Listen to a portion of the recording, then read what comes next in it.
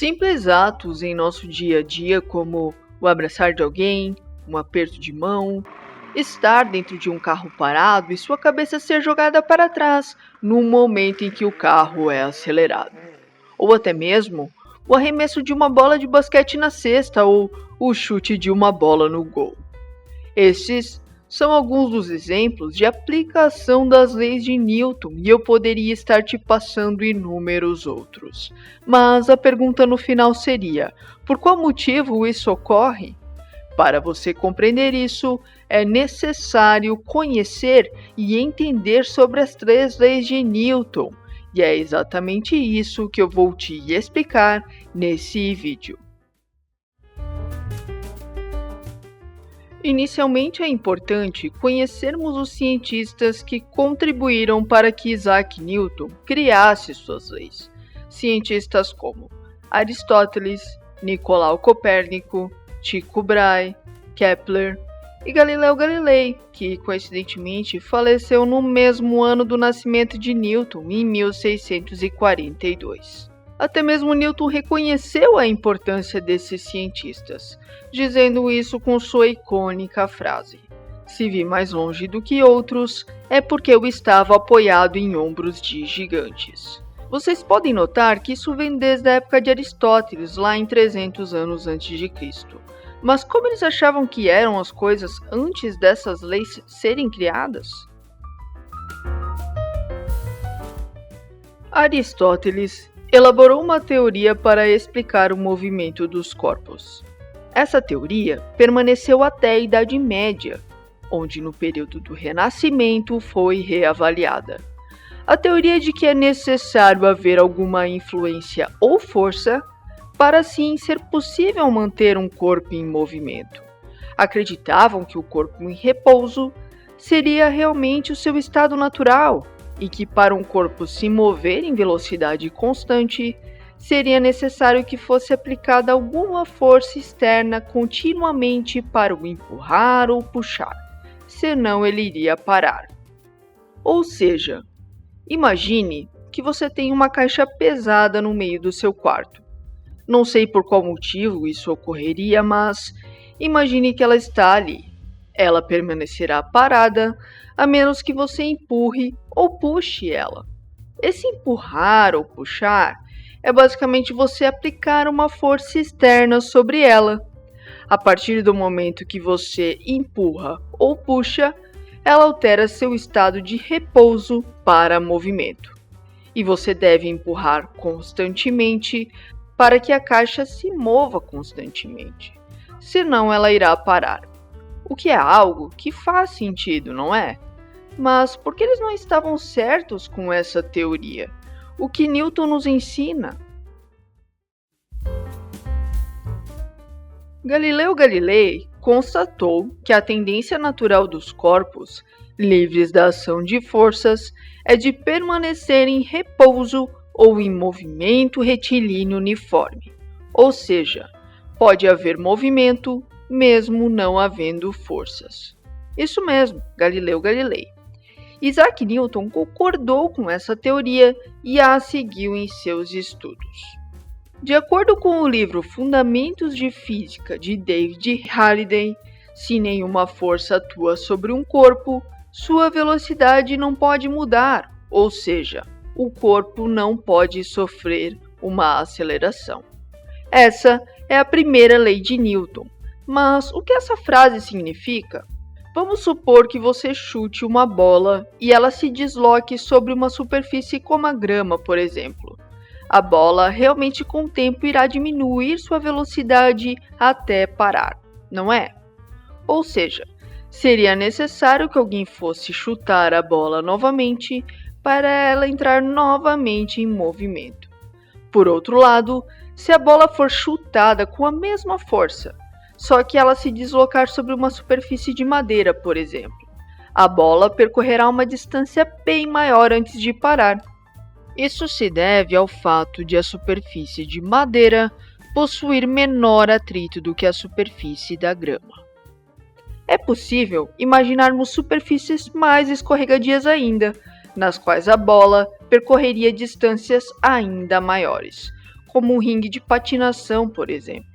No limite, podemos pensar em uma superfície extremamente escorregadia, conhecida e chamada como superfície sem atrito, na qual a bola não diminuiria de velocidade, ou seja, iria se manter naquela velocidade constantemente. Podemos pensar em um local onde não há atrito, como o lançar da bola no espaço, por exemplo. Pois então, assim podemos concluir que, se o corpo está em repouso, permanece em repouso. Se está em movimento, continua com a mesma velocidade em intensidade e orientação.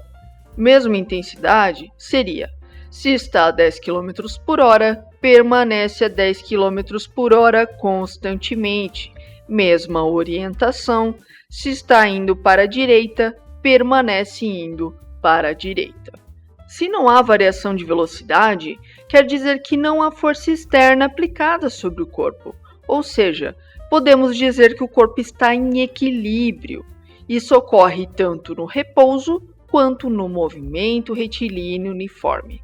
O movimento retilíneo uniforme seria basicamente o objeto estar andando em uma velocidade constante. Agora, quando há uma força aplicada sobre o corpo, gerando a aceleração, você acha que Newton chegou a pensar sobre isso? Claro que sim, e é isso que irei te contar na segunda lei de Newton. A segunda lei de Newton é considerada a lei fundamental da mecânica. De acordo com o livro de Física Básica 1 de Giovanni Denis Leite Salles, forças são interações entre corpos que podem provocar variações em sua velocidade. Maria, não entendi nada do que você falou. Calma, que vou te explicar. O que produz mudança na velocidade de um corpo é uma força que é exercida sobre ele. Ou seja, se eu arremessar uma bola de boliche ao longo de uma pista com uma determinada força, ela irá se deslocar com uma determinada velocidade. Agora, se eu arremessar a mesma bola de boliche ao longo de uma pista com uma força maior, ela irá se deslocar com uma velocidade maior. Essa variação de velocidade indica que há a existência da aceleração. E se há força, há aceleração. E quanto maior a força, maior a aceleração. Ou seja, elas são diretamente proporcionais. E foi exatamente isso que Newton percebeu. A única coisa que não muda é basicamente a massa do corpo, que é constante. Claro, se eu mudar o corpo, pegar uma bola de gude, obviamente o peso irá mudar. Porém, no caso, eu mudei o objeto. O que digo da massa constante seria sempre relacionando ao mesmo objeto, que não altera sua massa em condições convencionais. Essa relação entre força e aceleração é conhecida como a segunda lei de Newton, ou também como o princípio fundamental da dinâmica. Agora, se você chutar um saco de pancadas com uma força extremamente intensa, por qual motivo você sente seu pé doer? Isso te explicarei agora com a nossa terceira e última lei de Newton. De acordo com o livro Os Fundamentos da Física de Francisco Ramalho Júnior, a toda ação há sempre uma reação oposta e de igual intensidade. Essa é a terceira lei de Newton, conhecida como a lei da ação e reação. Sempre quando dois corpos quaisquer A e B interagem, as forças exercidas são mútuas. Tanto o A exerce força em B, como o B exerce força em A. E essas forças têm a mesma intensidade, ou seja, as forças são iguais, a mesma direção, porém em sentidos opostos. Basicamente, o chute seria a ação e doer o seu pé seria a reação do saco de pancadas sobre seu pé, no caso, a vingança dele contra você. Contudo, para toda ação, há sempre uma reação oposta e de igual intensidade. Essas leis se mantêm até hoje, porém, elas são válidas para todos os casos? O estudo dessa relação entre uma força e a aceleração produzida por essa força, da forma como foi apresentado por Newton, é chamado de mecânica newtoniana. Porém, a mecânica newtoniana não pode ser aplicada a todas as situações. Se as velocidades dos corpos envolvidos são muito elevadas, comparáveis à velocidade da luz, a mecânica newtoniana deve ser substituída pela teoria da relatividade restrita de Einstein, que é válida para qualquer velocidade. Se os corpos envolvidos são muito pequenos, de dimensões atômicas ou subatômicas, como por exemplo os elétrons de um átomo, a mecânica newtoniana deve ser substituída pela mecânica quântica. Atualmente, os físicos consideram a mecânica newtoniana um caso especial dessas duas teorias, e válida para o comportamento macroscópico e global da matéria. As três leis de Newton formam a base da mecânica clássica e têm uma importância fundamental na física.